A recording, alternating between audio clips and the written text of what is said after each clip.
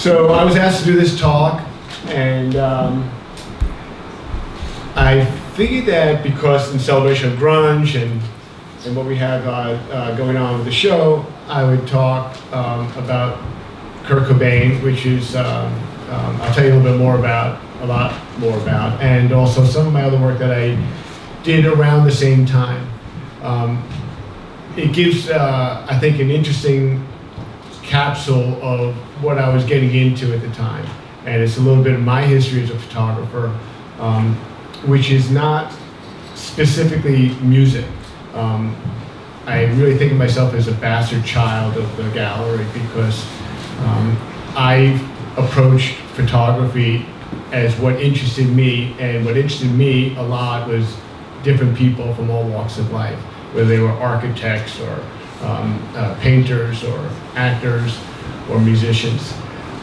A lot of these great cats that adorn the walls are the photographers, that is.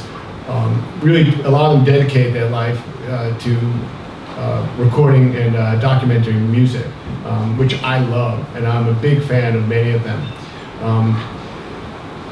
But I did have this one moment, and when I got this assignment to photograph Kurt Cobain by the London Sunday Observer magazine, which doesn't make sense to a lot of you what that really is, but think of it as the New York Times Sunday magazine. And at the time, it was probably the most creative of all magazines, weekly and otherwise.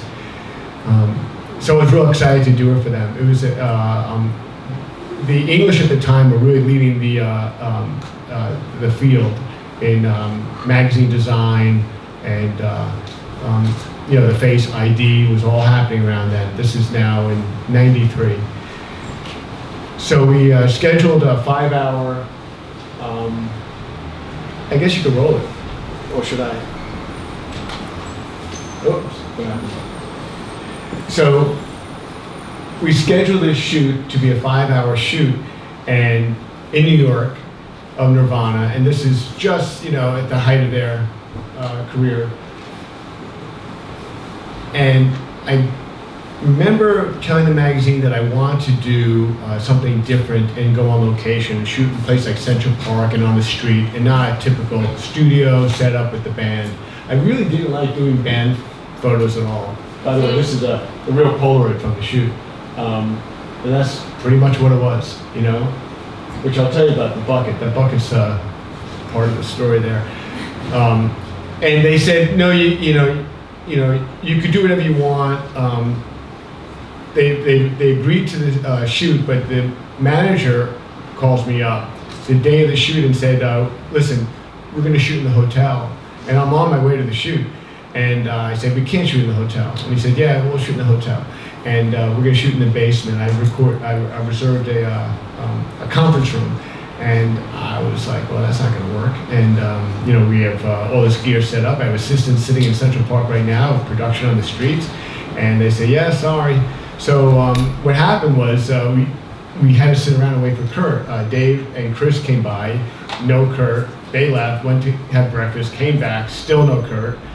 So 3.5 hours later, Kurt walks up to the door and he says, we said hi, and he says, can I have a bucket? And I said, what do you need a bucket for? And he said, because I think I'm going to puke. And hence the bucket. He never puked, fortunately for me. But he was quite stoned. He almost OD'd the day before and the night before, and that's why he was so late.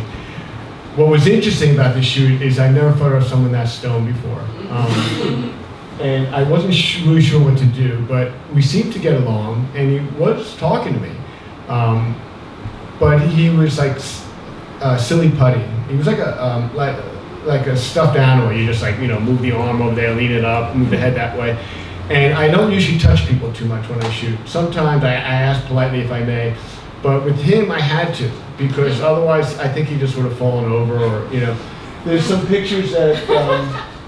And the other thing is, I really didn't manage him too much, which a lot of times when you do portraits, it's a performance. People don't think of photographers as performing, but you really are performing not for an audience, but you have to put on a performance. You have very limited time to engage with someone and to manipulate them in a positive way, to get them to move the way you want, to get a reaction out of them, to get a different energy.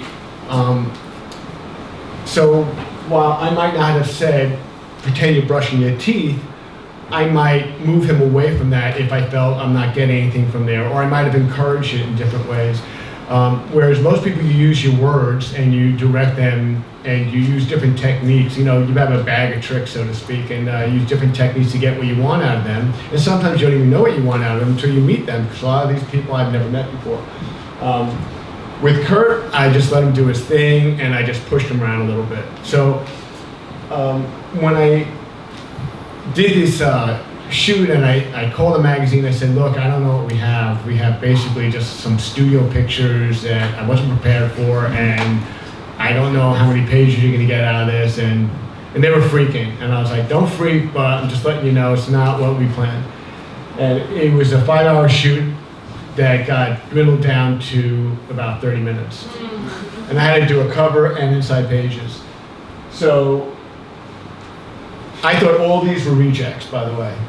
Almost every single one.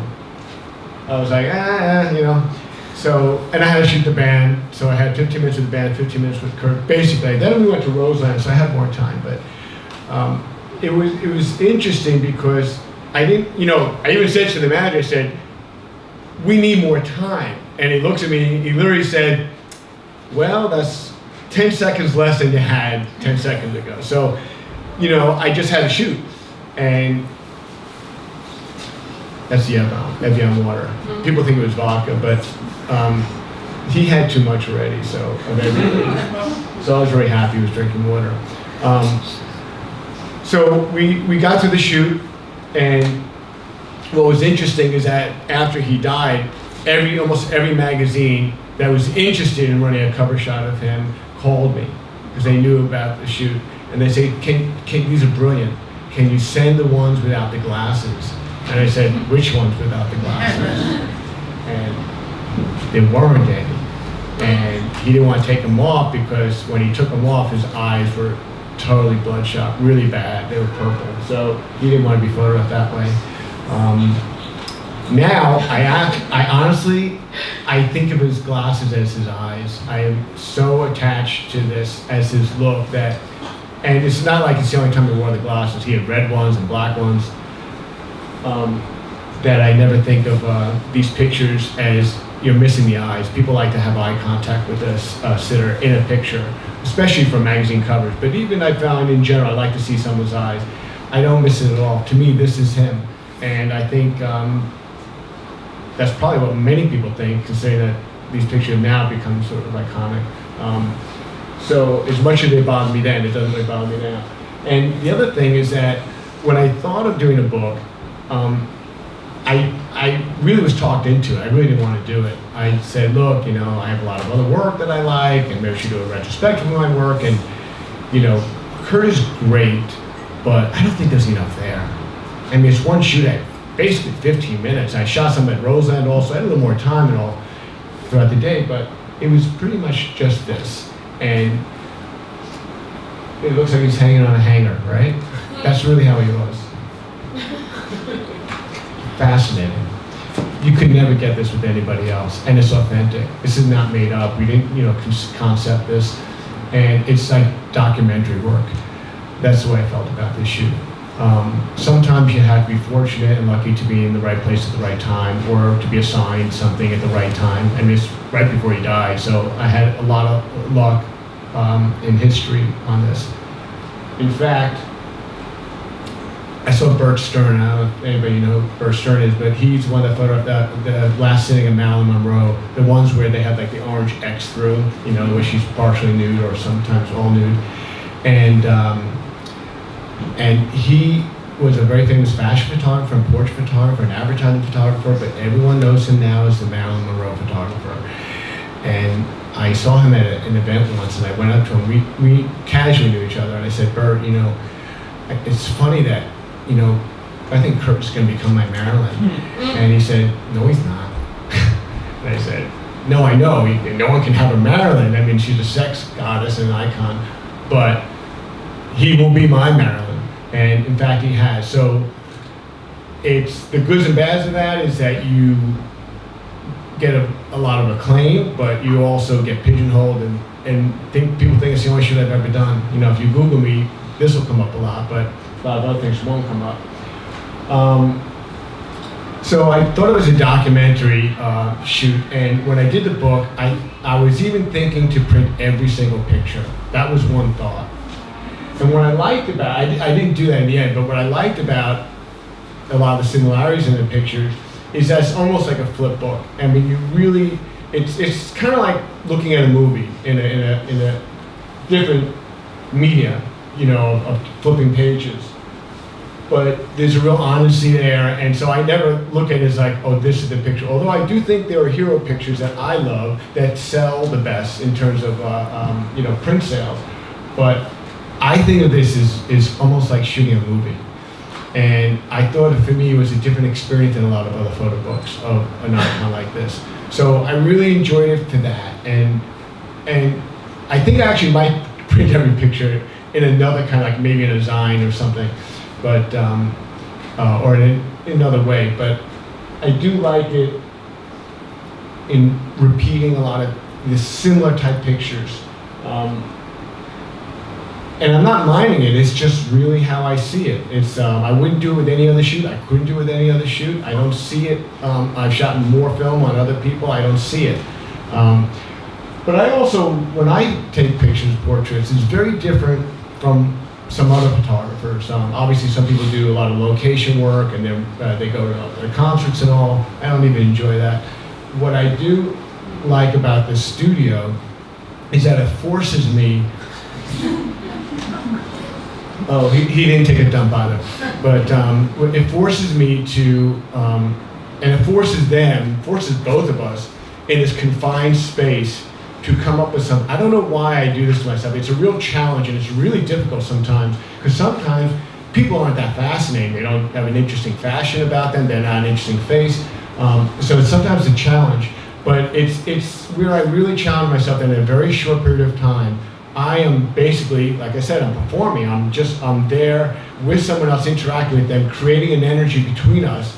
And when the shoot goes really, really well, there's this wonderful collaboration of shared ideas that are not explicit, that are not discussed.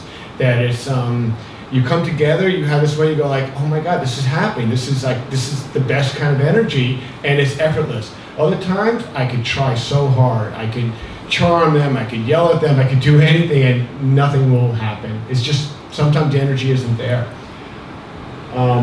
That's literally just taped up seamless on a roll. This is my assistant jumping in and freaking Kurt out. I didn't think that was possible. But,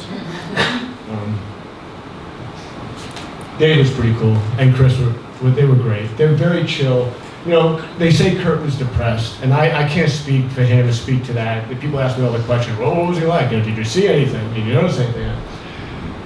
Because he died not long after. Bands outside. I know that they like to have fun. They were pranksters and they enjoyed each other, so I didn't see any of that. And in fact, a lot of his friends that knew him well said that, you know, that wasn't true, that he was depressed and all. I wouldn't say he's a happy-go-lucky guy. I think there's a real dark side, but I definitely think he was easygoing. He didn't drive around in limos. He didn't like that attitude that a lot of rock stars had. That's why people love him. There's one reason besides music, but because he did his own thing. They went in a regular passenger van. They didn't, you know, the money was great, but they never thought they'd make money. That wasn't a motivation for them to become rock stars. He was nice with his fans. They were nerdy and weird looking, and you know, they weren't like the cool fashion set from LA, you know. They were Seattle kids. They were all over the world, obviously, but they were. You could see that he liked them. That they weren't the cool kids. I mean, of course, the cool kids liked him too, but I think he felt like an outsider as well. And again, I'm projecting a lot, but you know, hanging out with him and his fans and talking to his fans. That's the sense I got. This is from Roseanne. I just like it as a pattern. I don't even see the pictures anymore. Those are my original marks.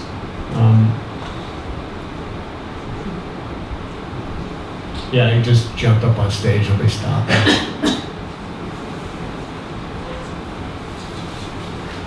Yeah,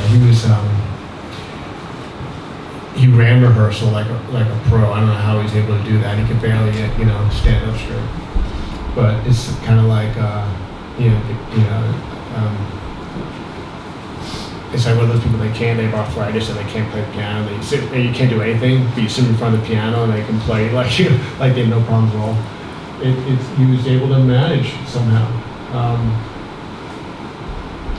And that's his Nixon guitar, which is kind of funny. That he had a Nixon guitar as a banner on it, this Nixon. I can take a couple of questions, because we're going to move on to something else. So if anybody has any questions about that shoot or about how I shot it or anything. No? Okay, cool. I did use a Pentax 6.7, which is a camera I never used, even though I liked it. That's more of a location camera to me. And I was expecting to shoot on location, so that was a little weird for me to bring it into a studio. I'm used to Hasselblads and maybe Mamiya RZ 6.7s. There's the Nixon shot. And his famous sneakers. Was it a diss to Pearl Jam? Do you have a question? Oh, I do.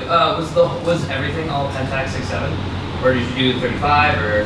No, you just saw a contact sheet that was 35 millimeter. Oh, okay. So at Roseland, I shot 35 millimeter. In the studio, I shot the Pentax. Awesome. Which 35 did you use on the Roseland? Probably a Nikon. Okay. I used a Nikon a lot back then. I love it. I love those cameras. The old F3s and FMs and stuff. Mm-hmm. It's amazing how everything's so automatic now, but you were used to it. You're used to focusing the dark and all. So a lot of people really love these pictures of him kneeling. At the time I was, didn't mean it much to me. I was not really at a concert. I like these more personally. I like this. I just like the energetic ones that aren't so clear. It's just, to me, it's a little bit more like his music. And that's the other thing about shooting him. I think if I was more controlled and posing them and all that, it might not have resonated this way it does for me now, where he's free and just, and the way he moves is so strange. It's not strange, it's just strange in the context of what other shoots have been like for me and other photographers, where it's much more managed.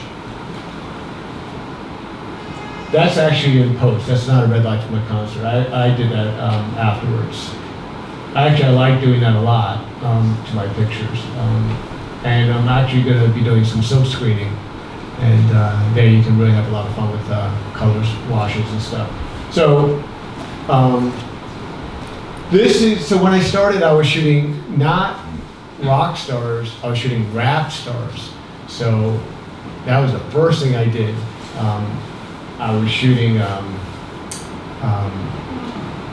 everybody. A lot of them came over to my house. It was before fame. I mean, yes, Run DMC were big, and there was a few other big acts, Cool Herc, there's Jungle Brothers, whatever. But a lot of them, even the ones that were really well known, just showed up. I think some of the, definitely a bunch of these are commissions. Flavor Flav came over, had to wait 2 months for that to happen, open door policy. I had to. I was like, whenever he comes, we'll stop what we're doing. He shows up unannounced, and we shot him up on my roof, and that's Big Daddy Kane. I love this one. He's not as famous now as he was then.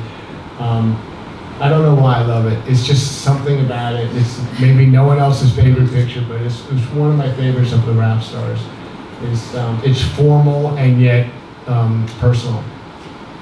Cypress Hill, they smoke so much. I mean, the room is in a cloud. This is all in my house. I had a loft, but I mean, still, they all just like showed up. Chubb Rock came. It took him like 10 minutes to come up the stairs. He was so big. I had to walk up a couple of flights of stairs. Humpty Hum. Now he has a little nose, like my nose, smaller than my nose, really small nose. And so he put this big giant nose on. I mean, he had a button nose. It was so funny that this is his look, and that's what he looked like underneath it. Totally different. He fell in love with my cat, so I have all these pictures of him and my black cat. I also like the details. So my whole thing is details. I study details, and that's the challenge when I'm shooting someone and they're there and they're getting impatient perhaps. They're going like, okay, what do I do? And I'm looking at their details and thinking, how can I work this into the picture or not? And so to me, this is like a still life. This is like, I thought about it, I saw the hats, and I was trying to figure out how to incorporate LL, Cool J obviously, but so to me, I study these details, and you have to make quick decisions, but these are things that I really liked in the studio, and that's why I like the studio shots. This is another, that was on the roof, believe it or not, and I don't know how he stayed still, because that guy is neurotic. I mean, he's crazy. He's one crazy mofo. He came over, and he had his manager there and all, and he goes to the bathroom, he comes out, and he goes, yo, check it, and he goes back to the bathroom. He said, you recording? His manager's like, yeah, I'm recording. Goes back to the bathroom, flushes the toilet bowl, and he comes back out, yo, check it, Flavor flush the toilet. And I'm like, all right. So I had a lot of memories like that. Mobb Deep, they came in and they didn't even look at me. They were just in their own world. Drinking whatever, 40 or something like that. And they were on the phone. It's like they didn't even know what they were doing there. They were really young. And I just finally said, what the fuck? Excuse me. I just push him out onto the set. Can I pause this? Can you pause it? Yeah. So I finally literally pushed him out onto the set. Now you never really know how people are going to take it. Sometimes, I'm still the white dude in the room, So you never know, because even though I knew a lot of them now, and I had a whole network, so I was pretty well known as a rap photographer when I first started shooting, and people thought that's what I did, and I finally stopped on purpose because they were difficult. They would come by, and they would be, I had. Nice and smooth. I had a spread of fried chicken that was like the best gourmet fried chicken you can get catered. And what do? They come in, they look at the food, and they say, yeah, we'll be right back. 2 hours later, they come back and they got KFC. So, I'm like, okay, they want their KFC, but 2 hours. So there was a lot of that, I didn't take it personally that they were disrespecting me. I just felt that they should have more respect for the job and stuff. It was a struggle sometimes to create really great, strong, unique images because a lot of the b-boy stuff, a lot of the posing, was always the same, and it was just a little trying. It's not who I was as an artist. I wasn't interested in that. I wasn't interested in promoting artists in a commercial, almost cartoonish way that everyone else had the same picture. I came to it as I'm a portrait photographer looking for a truth. Doesn't have to, you can't tell all the truth of someone in a two-dimensional work of art, but it's like cubism to me, where it's like a cross-section. You get one side of someone that you get a vibe when they walk into the room, and it might not be what they think of themselves. And it might not be the dominant expression of who they are. Like someone might laugh all the time, yet I found something serious and dark about them. So there's many truths to all of us, and all I could do is bring out something that resonates with me. And it could say more about me than about them even, but I think actually says about equal, me and them. But you can see there's a lot of differences. So some are very. Well, this is definitely a concept picture. This is one of the few concept pictures that I would do. And I had this idea to do it like the old famous photo. And it's on the Black Panthers. And so Chuck liked it. So I mentioned it to Chuck. He said, yeah, let's do it. Tribe Called Quest. I assume you know all these guys. If you don't, you can holler out. I'll tell you who they are. I actually really like this picture a lot of them. Sometimes you have to just wear them down, a little bit. You have to like waste a couple of rolls of film shooting the stuff that they think they want to project the image, because they had real strong images. These guys were surprisingly difficult. I thought they would be the easiest, but they were like, into their whole b-boy stuff. But I still like this one a lot. I shot them twice. A lot of people I shoot twice, not by design. So I also shot color. It wasn't just black and white. Most of the time I shot both color and black and white. This is Nas. And he actually came from my town, Rowlson, which was hysterical because Rowlson was like an upper middle class, relatively Jewish neighborhood on Long Island. And I was like, you came from Rowlson? So we had a nice little chat about that. This is Eve. And I like the color. So when there was color, I was interested in color. I didn't like shooting color just because I had color film in the camera. I mean, look at the color, and it works in black and white, but not as well. He was great. He gave me a Bible. He signed it. No, he's for real. I mean, he comes there preaching and singing to me. Smokey Robinson was the best, though. He was the nicest person I think I've ever met in my lifetime, by far. He's like the Dalai Lama. I mean, he was just like so sweet and so generous and so interested. He was just crazy, but sweet crazy. Totally sweet. And you gotta go with their energy, you gotta go where it takes you. I'm gonna show you a series of this. This is a color one, but most of them are in black and white. Got him dancing. Now, if there's time, I'll tell you the James Brown story. But this is the second shoot. The first shoot was a disaster. The first shoot was when he got out of prison. They had a big press conference at the Hilton, and it was a giant, maybe 6,000 square foot floor. And on one end of it, they set up for a PR conference. Getting out of prison, so all the media was there, and then after that, Spin Magazine, there was a cover shoot, and they said you can have your own shoot, and set up in the corner on the other end, you can put up walls, whatever.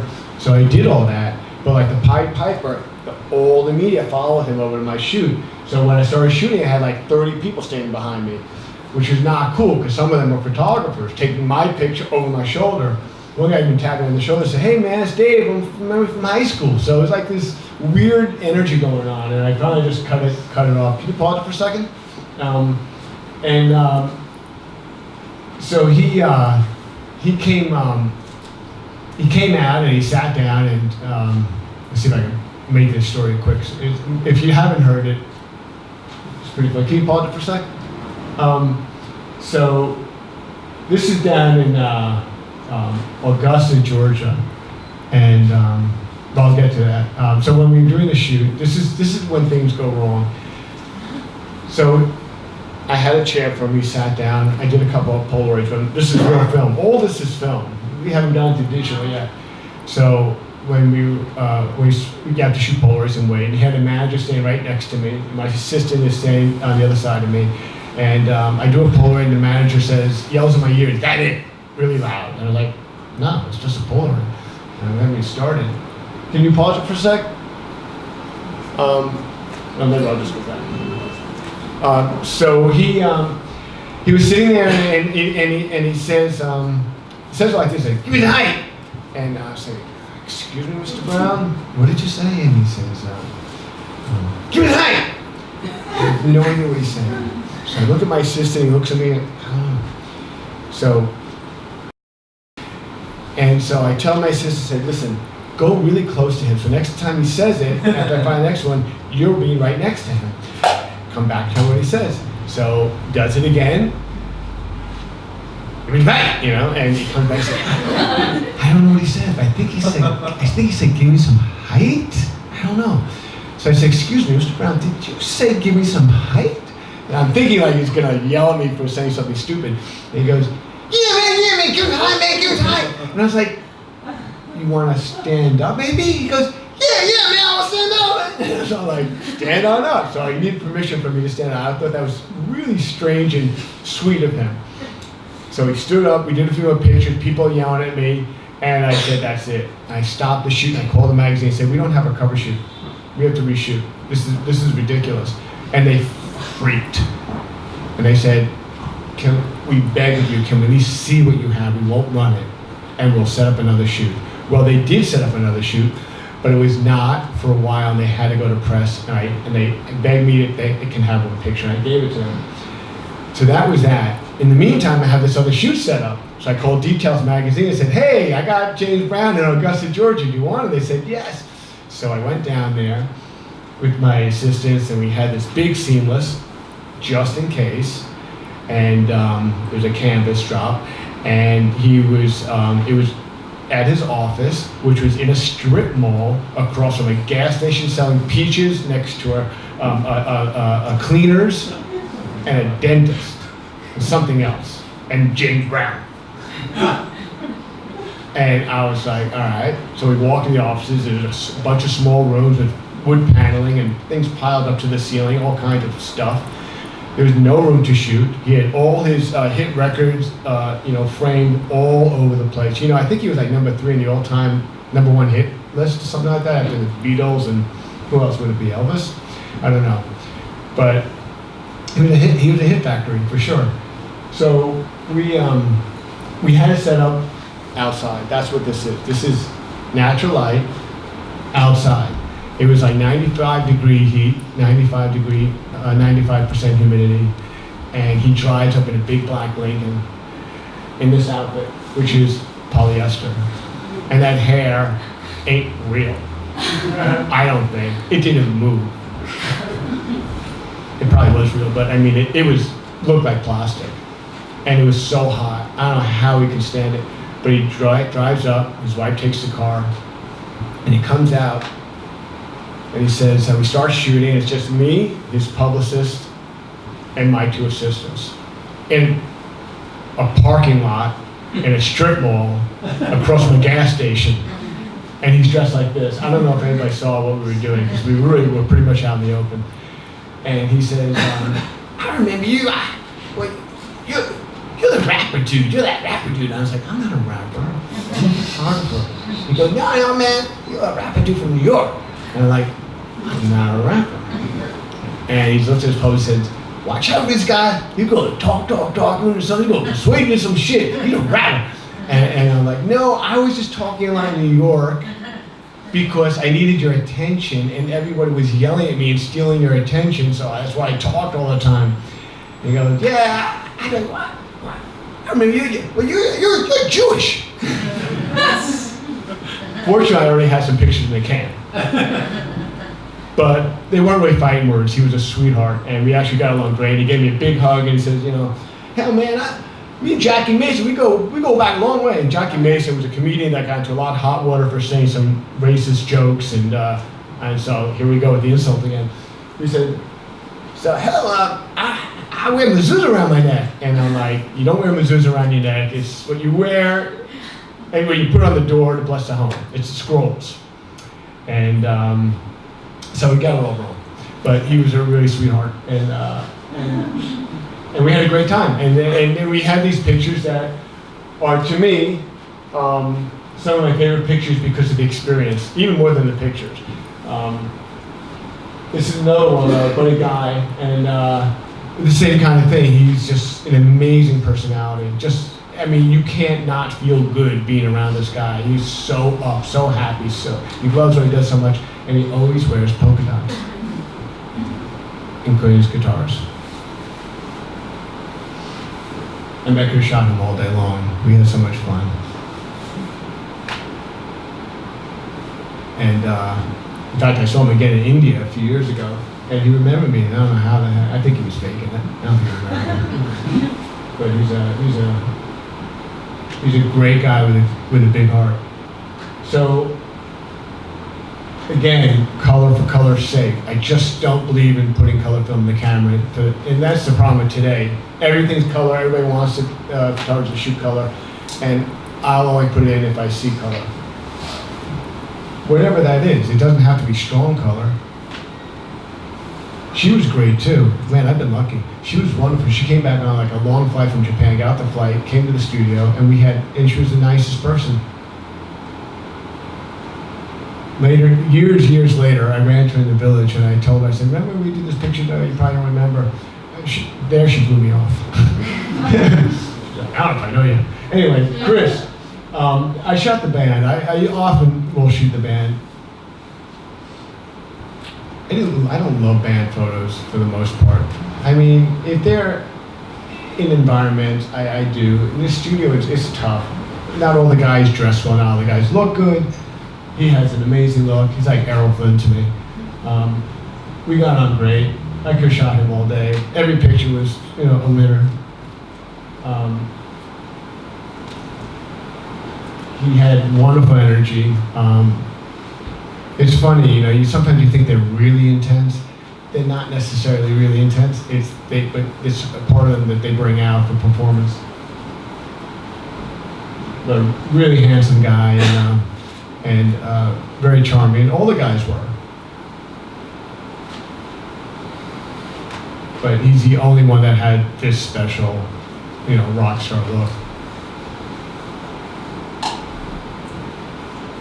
Reminds me of that Jim Morrison picture of his arms out.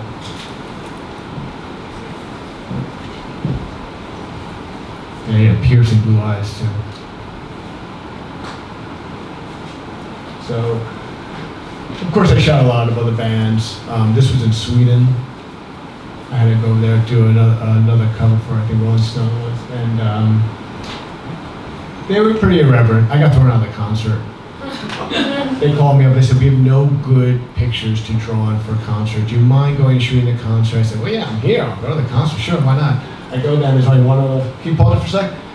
There's only one other photographer in the, at the show. And so Billy comes out and, he starts jamming. I get some pictures, first song, and then he says, what do you say we get these fuckers out of here? And he points at me and the other photographer and the whole, whatever, 15,000 crowd starts screaming for our heads. And I was like, thanks, Billy. We just had like a 3-hour shoot, He knew who I was. I think he was just messing with me. But we got it. They were good. They get pictures. And even though this feels a little contrived, it's who they were. And I did not tell him to scream in his ear. Well, maybe I did. I can't remember. I shot Nick twice. Nick was great. I didn't know Nick's work well when I first met him. I knew some of it, a few songs. This is also in my place in New York. He's a real artist, and he, just some people are very easy. That's the nice thing about musicians versus architects. They can perform for the camera a little bit, but what I try to do in my pictures is not get them to perform, not get them to put on a show, and yet still have their energy come through. This is second shoot. That was the second shoot. Jarvis Cocker. I don't know if you know what he looks like today, but that's what he looked like then when he was doing Pulp. He was very slick, obviously. He still is. He's just rough, the beard and all. Yeah. I put them together because they have the same attitude, Nick and him, holding the same. Then I shot a lot of other kinds of bands, like the Breeders, and this is upstate in Woodstock. I really liked them. They were. I like everybody, I suppose, but they were fun to hang, and they just got pissed on set. So by the time it was done, I think they were like, they couldn't move. So sometimes I reference old famous pictures, and this is one. This is done somewhere in Kentucky. I don't know where it was, Kansas maybe. So we shot this in a parking lot. That's a really very famous hotel where we were, but it was a famous hotel that had burned down, and they kind of rebuilt it, but it was still a famous hotel. again, it reminds me of some old Crosby, Stills. Cream had this one album cover in a room like that. So I have all these kind of visual references I remember. Pete, I just liked him. He's a fun kid with a lot of energy. So now this is into the digital years. I don't know if it's not in chronicle order, but I did shoot other people besides the obvious rock stars and rap stars. I had the best time, again, probably the nicest person I've ever met in my life, like Smokey Robinson. He is the nicest. He was waiting for me in Atlantic City. Can you pause it for a sec? I drove down and from New York, and he was in this suit, sitting for me in a lobby of an Atlantic City hotel, waiting for me to arrive. In a lobby, just sitting there, and all these fans would come up to him, ask for autographs, and he was like, "Where have you been?" I said, "Yeah, we got in traffic. I'm so sorry." And I said, "Why don't you just wait in the hotel room or somewhere?" And he didn't have to stand in the middle of the lobby. He was such a sweetheart. He's like, he wanted to be ready, and he was all spiffed up.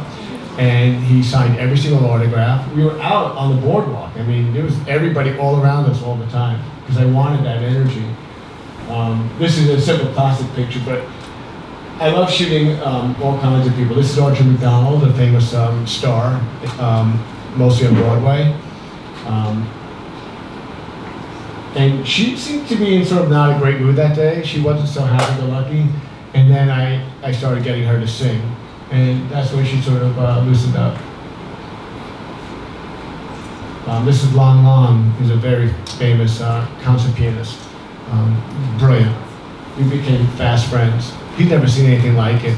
He's like, nobody ever shoots me this way. There's no piano, he's not sitting down. He was, a lot of classical musicians, they don't get a chance to do something interesting, they feel. Everything's kind of the same old Rachmaninoff, album cover kind of thing. And what's his name? There's another one very interesting. Long, super famous. And we had a great time. And we did a lot of work together. We did albums together, and, books together, and whatever. Went to Marsalis with a special horn. Such a strange looking horn, right? It was created just for him, his design. He was also really sweet. I mean, for someone so prolific and so busy, he was very gentle and gave us a lot of time. I forget what this is before. So Mark Ronson, this is before what he is now, with the hair at least, But I've known Mark. I photographed him when he was 13, 14 years old, when he was 19 years old. So I've known Mark, I know his whole family very well. And we've been together a few times for shoots. And again, now I'm just showing you a few of other kinds of people that I've shot because, I really like the diversity of artists, whether they're athletes or architects or whatnot.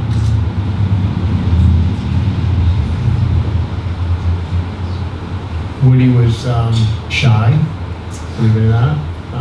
He came in and he didn't want to stylist or anything. He had to walk up all the flight of stairs and very tall floors, so there's a real long walk up. And he goes to the window, just me and him. Goes to the mirror in the makeup room, and he asks, "That's a real shot. That's not set up. That's him waiting for me." And he touches the edge of his hair like this, and he goes, "Is that okay?" And his hair is like crazy. And I'm like, "Yeah, that's great. Shoot." And he literally was like, just a mess. And he like Brillo, and he barely touched it. This is her, I think, Rolling Stone or Vibe. I think it was Vibe. Dave Chappelle. He was not one of the sweet ones. Zach Posen, a designer. This is when he broke out and became really big. This is Vanity Fair. Just at the beginning where he just became huge, like an overnight sensation, really. So his father had a loft down here, and they were artists. and there was nobody else down here. You look at them, that's where we shot. Danny Day-Lewis. He's great, interesting, fascinating man, obviously. I think I shot Winona Ryder the same day. It was for that movie where she was a witch. Yeah. Spike Lee. I just posted this on Instagram. This was actually down the National Portrait Gallery, and we had a big gala event last year, and he was one of the honorees. So because I'm associated with that, I was sort of a sub-honoree. Go back a sec. The National Portrait Gallery, I've donated a bunch of work to, and it's important for me to have my work somewhere besides in my warehouse. There's a few places that I would like. I have some pieces at MoMA and a few other institutions, but I really want the National Portrait Gallery because it's really an encyclopedia of American history visually.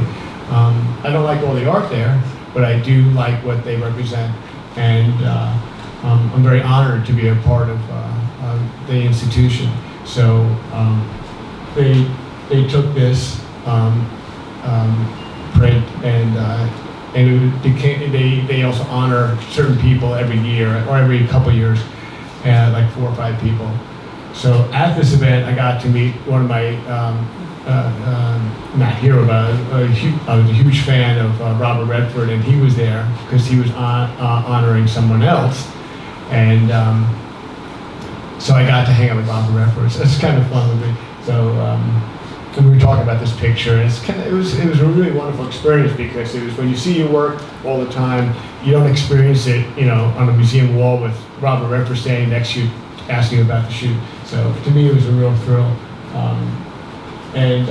This is when Do the Right Thing came out. So this was a really great moment for Spike and for me.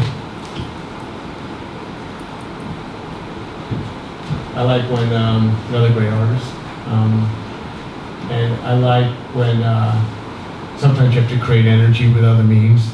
Wind is always tricky. You never know if you can get it right. Sometimes you spend too much time on just the hair and not the picture. But she was great. And Peter Dinklage. This is about 5 years ago. And he came over to my place. And I didn't tell him, can you pause it for a sec? I don't have the other picture, I'm sorry, but I got him in bed with a model who was willing to take her top off. And so we had this scene, sort of like a cinematic scene of like, after they slept together kind of thing. And for some reason, and it was for a German magazine, and they loved it, because the Germans, anything with sex, anything with nudity, anything that's strong or in your face, ugly, they love. So that was really interesting, the reaction I got from Germany, because I thought they might not like it. I was like, okay, well, it's a cinema shot for sure. But I like this one. This is another one that's in the National Portrait Gallery.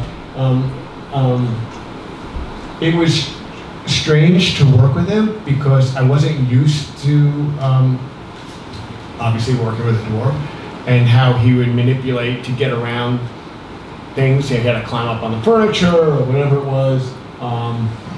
And I found it interesting because I study people and I study how they move and what their mannerisms. I often try to take 20 minutes before we shoot and I sit with them and have a cup of tea or something. Because while I'm doing that and getting to know them a little bit and getting them to relax with me and that I'm gonna take care of them and all that, even though I'm not trying to do a flattering picture, I still need to develop a trust. But what I also am doing at the same time is looking at their mannerisms. So I'm looking at how they move their arms and legs and whatever. And we couldn't get someone more interesting than a dwarf because it's so foreign to how so I didn't know, I was thinking like, do I have to be careful how I present him? Is there a certain way he wants to be presented, I don't want to insult him or anything like that. But I also want to show. So I just did it. you know, and he didn't have an issue with anything, but we didn't do anything really crazy as it was. I thought he might object to the 6-foot model I had in the bed, you know, but he didn't, so it was all good. Andrew Garfield. This actually does work in color for some reason, so sometimes they work both ways. So these are more recent. Now, just showing you some more recent work. Some people you will know, some people might not know. He was a famous soccer star from Germany. And here's one that's color. I want to show you a color one where I think, and this light's a little distracting, but it's all, you know, there's something about the yellow color that I liked a lot about it. And if it was like a blue background, I really liked it. So there's something about it. He's a musician from Sweden. So then the last thing I want to talk about is that more lately I've been getting into stories. I've been trying to not just go for one hero shot, which is what I've always studied to do. You know, get that one perfect moment. And you might have a few of them as you shoot, of course, but I'm looking for that one defining shot. And more lately I've been interested in telling a story with the pictures, a visual story, not you know, an editorial story. And and I like combining now my still life work, which is a lot of what I do commercially, and you know, I do a lot of like, you know, Clinique and stuff like that. You know, things you would not really think that I would do based on this stuff. So I like combining some of the details, some of the close-ups, with some of the strong black and white.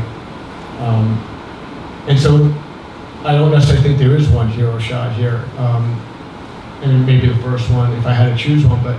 Not that I don't like them, I just think I did it in a way that wasn't meant to be seen as one picture, whereas, you know, Kurt and a lot of the other pictures, I'm looking for that one picture that says everything I want to say. It's just my background, where I came from. It's like, you know, I don't think a painter paints like a lot of versions and puts them all up on the wall. Sometimes they do, but you know, they're trying to do one thing. So it's even though it's not the way photography is set up, because you can shoot a lot of frames, I always was looking for the one great one in that series of negatives. So I just like other elements, and so I've been doing more of this lately, more of a series of pictures. Let's see this, and then I have another one. So I just love the details. I just love the boots. And it's weird to other people, but to me, I like staring at things. It has sort of a meditative quality to me, because I shoot a lot of still life. I can sit there and study a ring or a piece of jewelry or a piece of fruit for hours and go, no, we need another piece of fruit. That's fruit, you know, and I'll go out and shop more, and I'll get another piece of fruit or flowers, and I'll age them just the right degree. I never just buy something, just stick it out on a set and that's it, you know.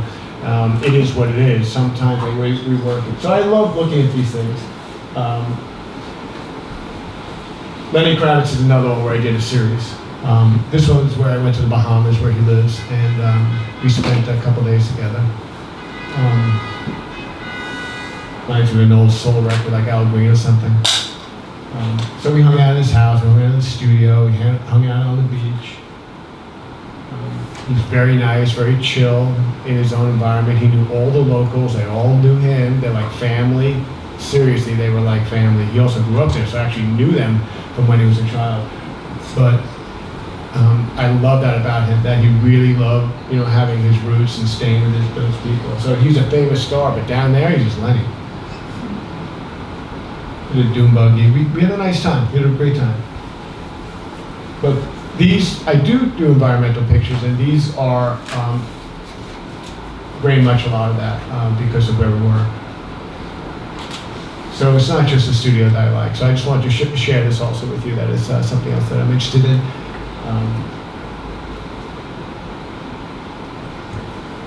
But he's a poser. He knows where the camera is all the time. I mean, I didn't mind it. He was great.